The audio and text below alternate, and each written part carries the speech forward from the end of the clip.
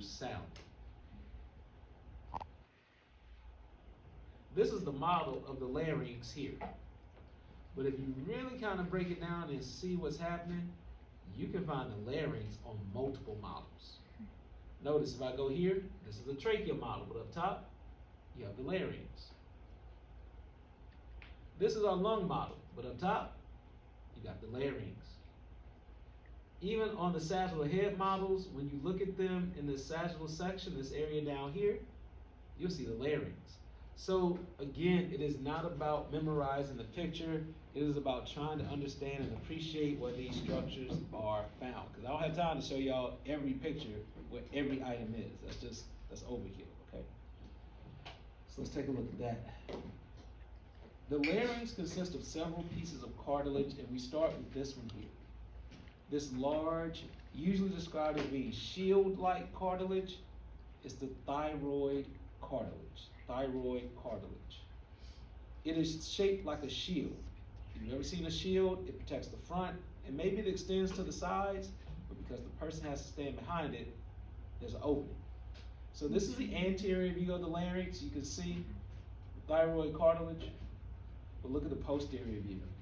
See how the thyroid cartilage is not there? It's open. You get the little edges of the thyroid cartilage here, and also here. But you got some other structures behind it, all right? If you move inferior to the thyroid cartilage, right here below it, you would have the cricoid cartilage.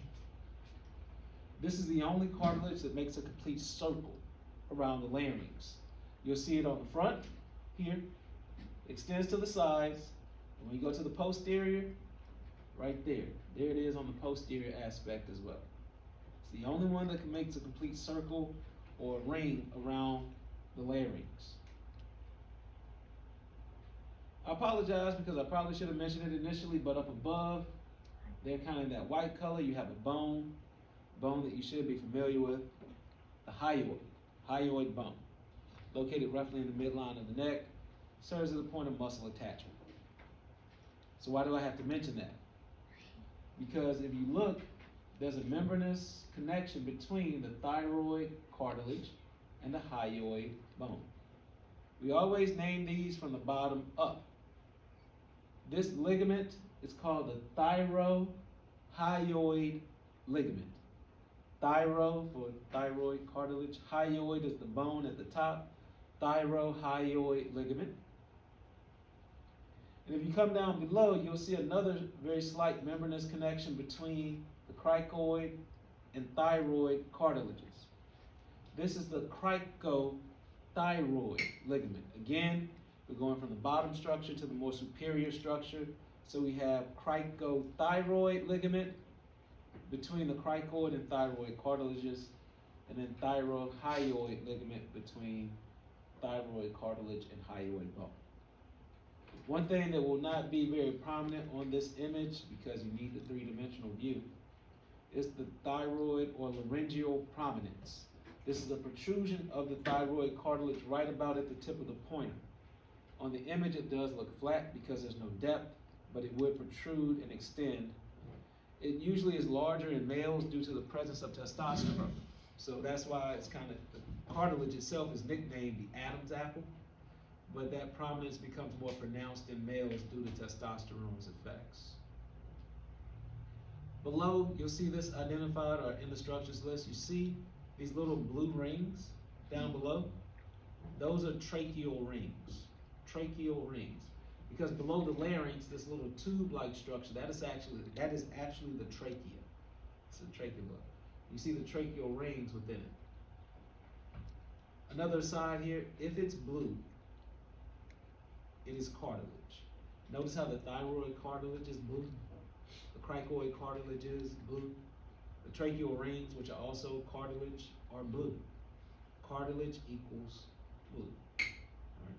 Or blue equals cartilage, whatever it is. We're back to the posterior view of the larynx. This fold that you're looking at here, it looks like, we would describe it like a leaf. This is the epiglottis. The epiglottis. You can see the epiglottis very slightly from the front. You see up there at the very top, that little bit of pink protruding?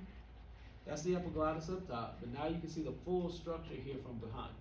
It's a very, very important piece of cartilage because during swallowing, it protects your airway.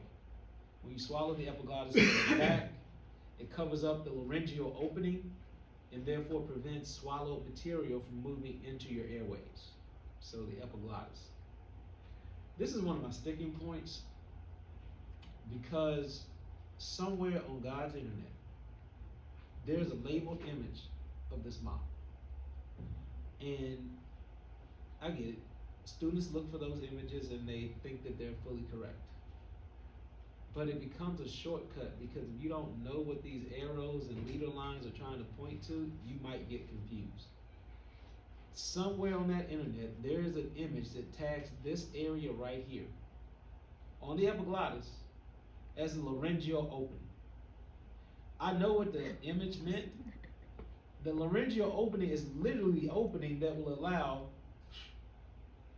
for air to move into the larynx. But they don't have a way to try to say, hey, it's the opening. They just drop an arrow right here.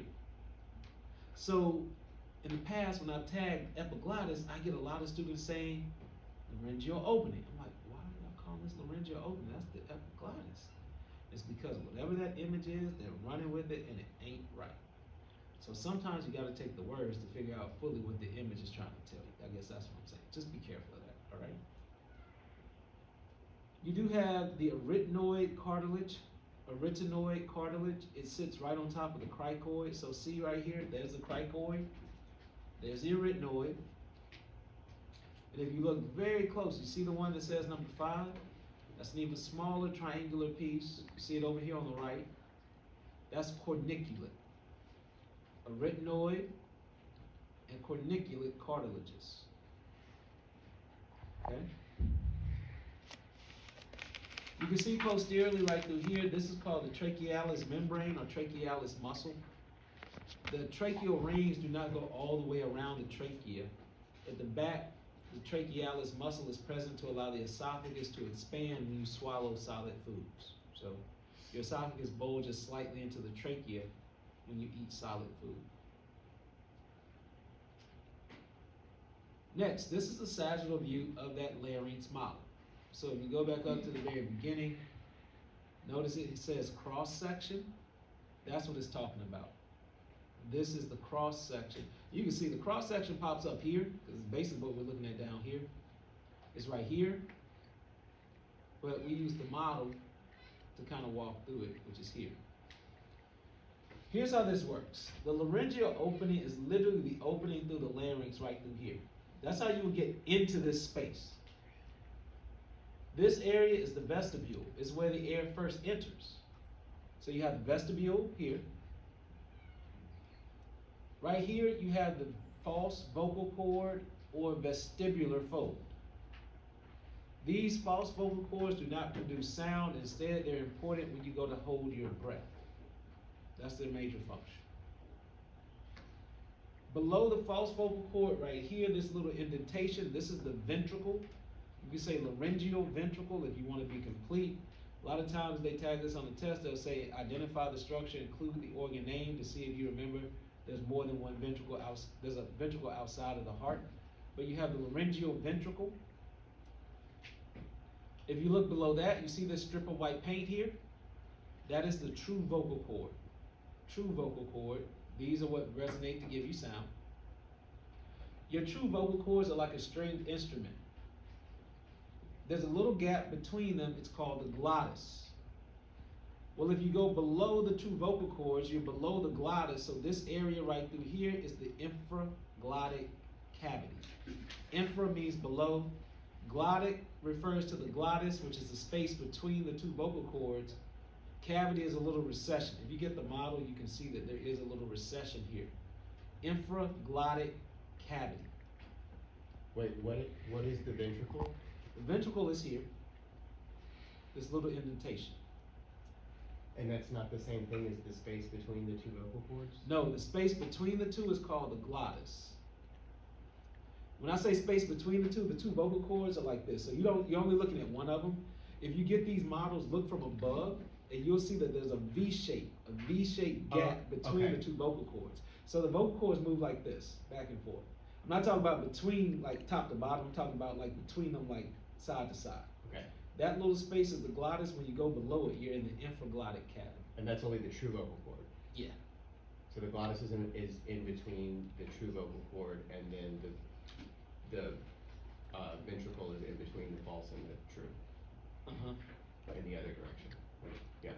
Yeah, this little, well, I'm about to pull up an image on it.